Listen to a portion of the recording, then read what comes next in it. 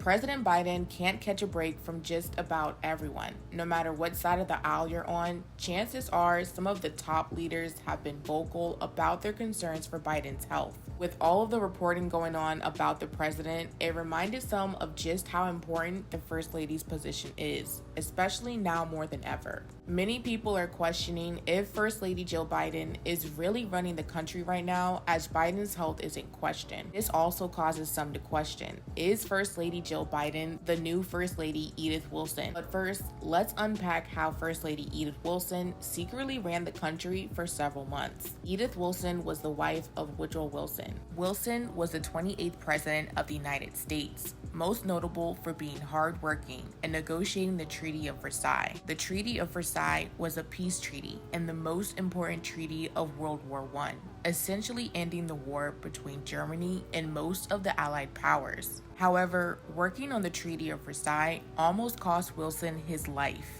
Starting on September 3, 1919, Wilson embarked on a national speaking tour across the United States to speak directly with the American people about the war. Along came his personal physician, Carrie T. Grayson, who predicted that Wilson would not make it through his first term. On top of Wilson's tour and trying to hammer out the Treaty of Versailles, Wilson was also dealing with the influenza pandemic that ultimately wiped out millions of Americans. The flu almost wiped out Wilson himself. With so much on Wilson's plate, Wilson decided to eliminate all exercise, entertainment, and relaxation to work on the behalf of the American people. As he traveled the world on his tour, he became thinner, paler, and lost his appetite, and his asthma flared up until finally the worst happened. On September 25, 1919, First Lady Edith Wilson discovered her husband's face was twitching uncontrollably. The next day, the president's secretary, Joseph Tumulty, canceled the rest of the tour, citing that the president, quote, suffered from a nervous reaction in his digestive organs. Fast forward to October 2nd, 1919. The president had a stroke on the way to the bathroom, and First Lady Edith had to drag him back to bed.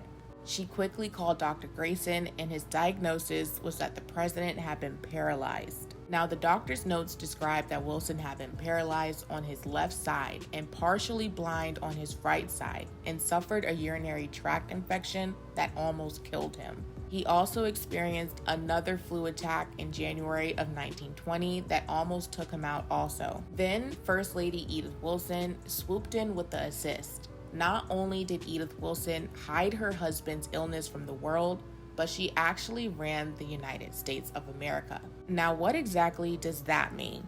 Well, since Wilson was paralyzed on the left, Edith came up with the idea to hide his left side with blankets. The next year, the public started to hear about the president's stroke, but did not know the full details of his disability, and that Edith Wilson was managing all of his affairs. Now, it's good to note that in 1919, there was not a clear law that forced the president to transfer presidential power due to a severe illness, and Vice President Marshall refused to assume presidency unless Wilson were to step down and his doctor and Edith Wilson were to certify the decision in writing. Now, the main question of this video: how exactly did Edith Wilson run the country? Edith Wilson wrote a little bit about her experience in the White House in her 1938 autobiography called My Memoir. She said, and I quote, "So I began my stewardship. I studied every paper sent from the different secretaries or senators and tried to digest and present in tabloid form the things that,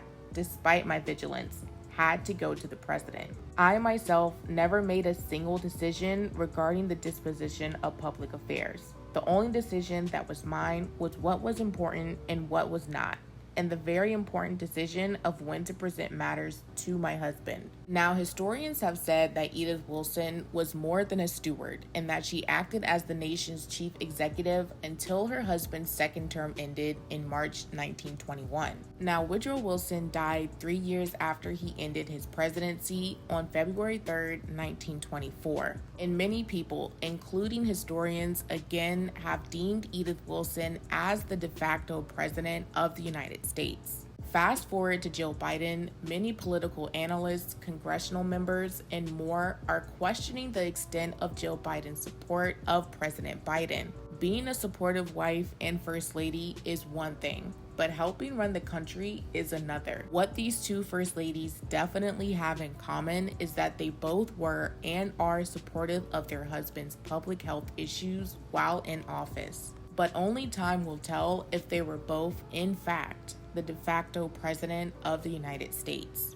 As always, I want to know what you guys think. Do you guys agree with the historians when they say that First Lady Edith Wilson was the de facto president while her husband was in office? Or do you guys think that Jill Biden is steering clear from all presidential responsibility and is focused on being a supportive wife and First Lady? Let me know what you guys think in the comment section below. Like and subscribe for some more Taylor Talks, and see ya!